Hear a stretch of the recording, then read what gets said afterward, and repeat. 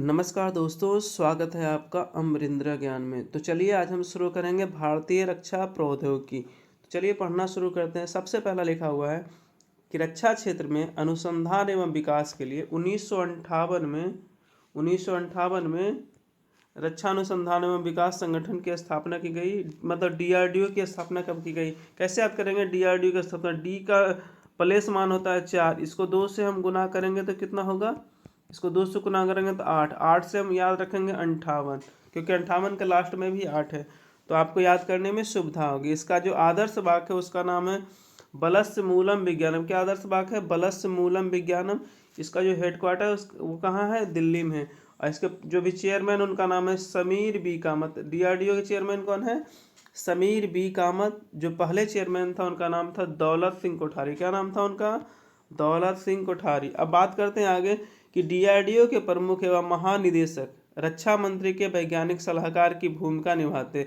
मतलब डीआरडीओ के जो हेड होंगे या फिर महानिदेशक होंगे वो रक्षा मंत्री का वैज्ञानिक सलाहकार कहलाते हैं। रक्षा मंत्री का वैज्ञानिक सलाहकार कौन होता है? तो डीआरडीओ का हेड या फिर महानिदेशक। अगला बात करते हैं कि डॉक्टर एपीजे अब्दुल कलाम को भारतीय मिसाइल प्रौद्योगिकी का पिता कहा जाता है। मतलब मिसाइल मैन ऑफ इंडिया किसको बोला जाता है? डॉक्टर एपीजे अब्दुल कलाम को। ठीक है, आगे चलते हैं। आगे आपका लिखा हुआ है कि भारतीय प्रक्षेपास्त्र कार्यक्रम कब शुरू हुआ? तो जुलाई 1983 में शुरू हुआ। इसकी नींव पड़ी जुलाई 1983 में। और इसको बोलते हैं इंटीग्रेटेड गाइडेड मिसाइल। क्या बोलते हैं?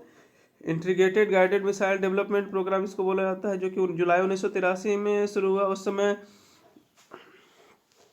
किसने शुरू किया? तो उस समय भूतपूर्व प्रधानमंत्री श्रीमती इंदिरा गांधी ने इसकी आधारशिला रखा था। किसने रखा था?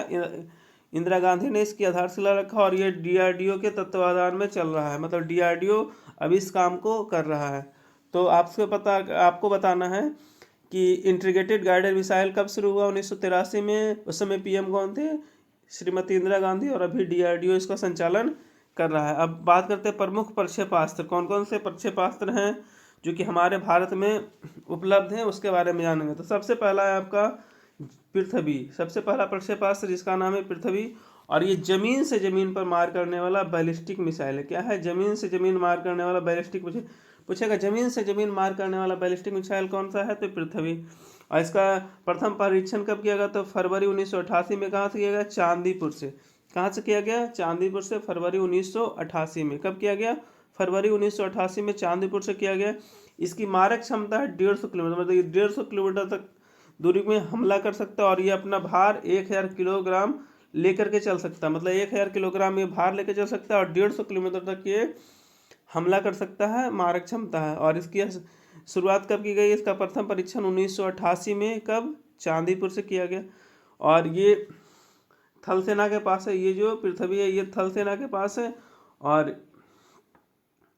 इसका पृथ्वी 2, इसके बाद बना पृथ्वी 2 जिसकी मारक क्षमता 250 से 300 किलोमीटर। पृथ्वी 2 जिसकी मारक क्षमता 250 से 300 किलोमीटर है। इसका बाद है पृथ्वी 3। पृथ्वी 3 ये नौसेना का है। और ये इसकी मारक क्षमता 250 से 350 किलोमीटर के बीच है। मतलब पृथ्वी 1, जो पृथ्वी 1 की बात करते हैं तो ये थल सेना के पास है। पृथ्वी 2 ये वायुसेना के पास है। और पृथ्वी 3 ये नौसेना के पास है। मतलब तीनों के पास अग्नि मिसाइल है, पृथ्वी मिसाइल है। और पृथ्वी मिसाइल है जमीन से जमीन मार करने वाली बैलिस्टिक मिसाइल। इसकी पहला क्या कहते हैं परीक्षण कब हुआ? 1988 में हुआ। कहाँ हुआ? चांदीपुर में हुआ। और जो पहला मारक क्षमता था उसका 150 किलोमीटर और क्षमता था उसका 1000 किलोमीटर होने का। वो थल सेना को मिला। दूसरा वायुसेना को मिला। वायुसेना वाला था 250 से 350 किलोमीटर। और पृथ्वी 3 इसका जो था ये 250 से 350 किलोमीटर के बीच में ये नेवी को मिला हुआ। किसको मिला हुआ है? नेवी को मिला हुआ। अगला है आपका धनुष। धनुष की बात करते हैं तो ये धनुष जो है पृथ्वी 3 का नौसैनिक रूपांतरण, मतलब नौसेना वाला रूपांतरण है। और ये धनुष है इसका नाम है। और इसकी क्षमता है 350 किलोमीटर। कितनी क्षमता है इसकी? 350 किलोमीटर। और ये भी जमीन से जमीन मार करने वाला प्रक्षेपास्त्र है। जमीन से जमीन मार करने वाला प्रक्षेपास्त्र किसका कौन है? धनुष। तो अभी मैंने जमीन से जमीन मार करने वाला प्रक्षेपास्त्र के बारे में बात किया। एक था आपका पृथ्वी था, एक क्या था? पृथ्वी। और दूसरा मैंने बताया अभी आपको धनुष। धनुष, दो दो प्रक्षेपास्त्र की चर्चा हुई, पृथ्वी और धनुष, ये दोनों जमीन से जमीन मार करने वाला है। अब बात करते हैं हम आकाश की। तो आकाश ये है जमीन से हवा में मार करने वाला मध्यम दूरी का प्रक्षेपास्त्र है। ये जमीन से आकाश में मार करने वाला, हवा में मार करने वाला ये आकाश है। और इसकी मारक क्षमता है 25 से 30 किलोमीटर। कितनी क्षमता है? 25 से 30 किलोमीटर। और इसको हम मोबाइल से लॉन्च कर सकते हैं, मोबाइल लॉन्चर से भी छोड़ा जा सकता है। और इसकी तुलना अमेरिका के एक मिसाइल है, इसका नाम है पैट्रियट, से तुलना किया जाता है। आकाश की तुलना किससे की जाती है? पैट्रियट से की जाती है। आकाश की तुलना किससे की जाती है? पैट्रियट मिसाइल से की जाती है। इसको कैसे याद करेंगे? याद करने का छोटा सा ट्रिक है, याद करने का छोटा सा ट्रिक है कि आकाश, अमेरिका का जो आकाश होता है, अमेरिका का आकाश की तुलना अमेरिका का पैट्रियट की तुलना हम आकाश से कर सकते हैं। अगर हमारे इस चैनल पर आप नए हैं तो चैनल को सब्सक्राइब कर लीजिए। चलते हैं आगे। आगे लिखा हुआ अग्नि। अग्नि के बारे में पढ़ेंगे क्योंकि अग्नि की 5 मिसाइल लॉन्च हो चुकी है, तो अग्नि के बारे में जानना जरूरी है और ये परीक्षा में आने की पूरी संभावना है। तो चलिए बात करते हैं अग्नि की। तो अग्नि है जमीन से जमीन, क्या है? जमीन से जमीन मार करने वाले मध्यम दूरी की बैलिस्टिक मिसाइल है। क्या है? मध्यम दूरी की बैलिस्टिक मिसाइल कौन है? अग्नि। ये जमीन से जमीन पर मार करती है। इसकी 5 श्रेणियां हैं। कौन सी श्रेणियां हैं? 5 श्रेणियां हैं।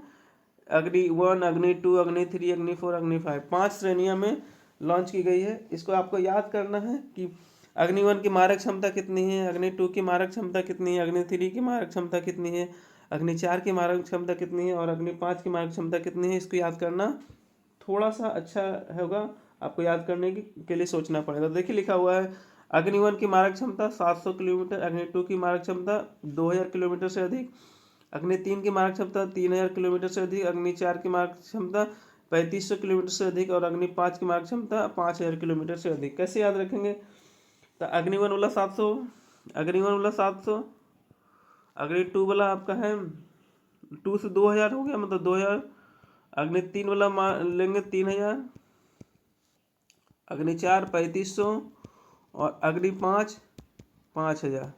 याद करने में सुविधा है।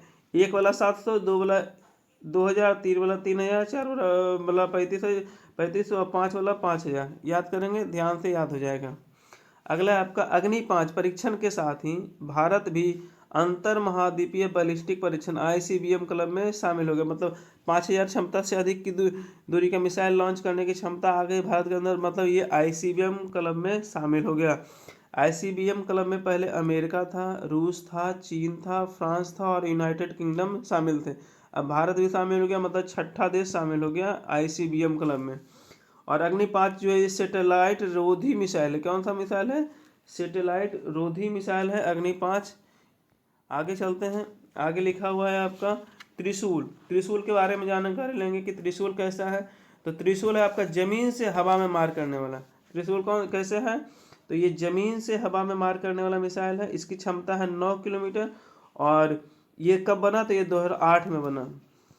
2008 में इसका समापन हो गया और 2008 में ये बनकर के तैयार हो गया त्रिशूल। त्रिशूल क्या है? जमीन से हवा में। पूछेगा जमीन से हवा में मार करने वाला त्रिशूल। पूछेगा आकाश का, तो हवा से हवा में आकाश हो गया। अब बात करेंगे हम पृथ्वी का, तो पृथ्वी होगा जमीन से जमीन पर, ठीक है। और उसका दूसरा मैंने पढ़ा था किसके बारे में? दूसरा मैंने पढ़ा था धनुष के बारे में। ये भी जमीन से जमीन पर है। आकाश में है जमीन से आकाश और अग्नि है जमीन से जमीन पर। अगला है आपका नाग। नाग के बारे में बात करेंगे तो नाग है आपका नाग है टैंक रोधी मिसाइल है, एंटी टैंक रोधी मिसाइल है। इसकी क्षमता है 4 किलोमीटर। इसका सिद्धांत है दागो और भूल जाओ।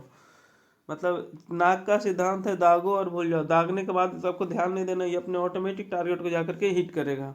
अगला है आपका ब्रह्मोस। ब्रह्मोस के बारे में क्वेश्चन आने की पूरी संभावना बनती है। ब्रह्मोस थोड़ा सा ध्यान रखेंगे।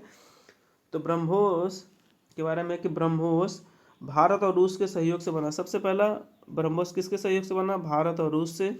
यह सतह से सतह मार करने वाली मध्यम दूरी की सुपरसोनिक मिसाइल है। कौन सी मिसाइल है? सुपरसोनिक। आपको याद रखना है कि ब्रह्मोस सुपरसोनिक मिसाइल है। और ये 2 नदी के नाम को मिला करके लिया गया, जिसमें भारत की नदी जो है ब्रह्मपुत्रा नदी, उससे ब्रह लिया गया, और रूस की नदी मस्कवा से मूस लिया है और उसी दोनों को मिला करके ब्रह्मोस मिसाइल का निर्माण किया गया है। इसकी जो मारक क्षमता है, इसका मारक क्षमता 290 किलोमीटर है और ये जब नया लेटेस्ट एडिशन आया तो इसमें 400 450 से 500 किलोमीटर कर दिया गया है। मतलब ब्रह्मोस की पहली मारक क्षमता कितनी थी 290 किलोमीटर, लेकिन अब उसको बढ़ा करके 450 से 500 किलोमीटर कर दिया गया है। अब बात करते हैं ब्रह्मोस मिसाइल। ये ध्वनि की गति से लगभग 3 गुना तेज गति से चलती है। ब्रह्मोस मिसाइल की स्पीड है ध्वनि की स्पीड का लगभग 3 गुना, और ये भी दागों और भूल जाओ के सिद्धांत पर काम करता है। आपको बताना है कमेंट सेक्शन में कि दागों और भूल जाओ के सिद्धांत पर कौन सा एंटी टैंक मिसाइल है, उसका नाम बताना है कमेंट सेक्शन में। और आप किस जगह से वीडियो देख रहे हैं वो भी बताना है आपको कमेंट सेक्शन में। अगला है आपका अस्त्र। अस्त्र के बारे में बात करते हैं। तो ये अस्त्र है आपका मध्यम दूरी का हवा से हवा में मार करने वाला स्वदेशी तकनीक से पूछेगा, स्वदेशी तकनीक से है अस्त्र, और इसकी मारक क्षमता है 10 से 25 किलोमीटर, और ये हवा से हवा में पार करता है। भारत का पहला हवा से हवा में मार करने वाला मिसाइल कौन है, इसका नाम है अस्त्र। कौन सा है, अस्त्र। ध्यान रखेंगे, याद करने में सुविधा होगी। अब अन्य रक्षा आयुध एवं उपकरण, हम दूसरे और भी रक्षा युद्ध के बारे में जानेंगे कि कौन कौन से उपकरण है जिसका हम इस्तेमाल करते हैं। तो सबसे पहला लिखा हुआ है युद्धक टैंक अर्जुन। अर्जुन के बारे में बात करेंगे तो इसका विकास किसने किया, डीआरडीओ ने किया। किसने किया, डीआरडीओ ने किया। अगला है आपका T90S भीष्म टैंक। एक भीष्म टैंक है जो कि 4 किलोमीटर के दायरा में प्रक्षेपित कर सकता है। इससे बिछाई गई बारूदी सुरंगों की रक्षा की जाती है। जमीन में बिछाए गए बारूदी सुरंगों से रक्षा करने के लिए हम भीष्म टैंक का बनाया है। भीष्म टैंक क्या करता है, जमीन में बिछाए गए सुरंगों से हमारी रक्षा करता है। अगला बात करते हैं तेजस। तेजस का नाम जैसे ही सुनेंगे आपको एक चीज़ याद आना चाहिए कि तेजस एक लिखा हुआ है, तेजस चौथी पीढ़ी का एक हल्का लड़ाकू विमान है। कैसा है, हल्का लड़ाकू विमान है। और इसका निर्माण किया HAL हिंदुस्तान एरोनॉटिकल लिमिटेड ने निर्माण किया। और जनवरी 2011 में भारतीय वायुसेना को ये जहाज सौंप दिया गया है। और जुलाई 2016 में ये भारतीय वायुसेना में शामिल भी हो गया। मतलब अब इससे हम काम भी ले रहे हैं, काम भी कर रहे हैं। 2011 में इसको सौंप दिया गया। और किसने सौंपा था, तो रक्षा मंत्री ने सौंपा था। किसने सौंपा था, रक्षा मंत्री ने सौंपा था। अगला आपका पिनाका। पिनाका के बारे में बात करते हैं। तो पिनाका है आपका यह मल्टी बैरल रॉकेट लॉन्चर है। इससे हम एक साथ बहुत सारा रॉकेट को लॉन्च कर सकते हैं, इसका नाम है पिनाका।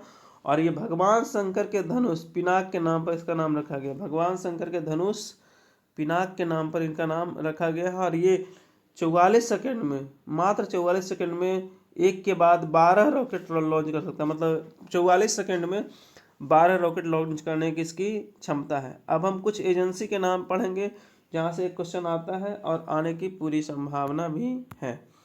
तो पहला है कि रूस की जो एजेंसी उसका नाम है RFS। रूस की जो एजेंसी उसका नाम क्या है, RFS है। अमेरिका की एजेंसी जिसका नाम है नासा। नासा की स्थापना कब हुई, 1958 में। कब हुआ था, 29 जुलाई 1958 में। चीन की जो एजेंसी है उसका नाम है CNES। और फ्रांस की एजेंसी जिसका नाम है CNES। जापान की जाक्सा, यूरोप की अंतरिक्ष एजेंसी ESA। थोड़ा सा कन्फ्यूजन आपको पैदा हो सकता है चीन और फ्रांस वाला में। चीन वाला जो है आपका वो है आपका CNES।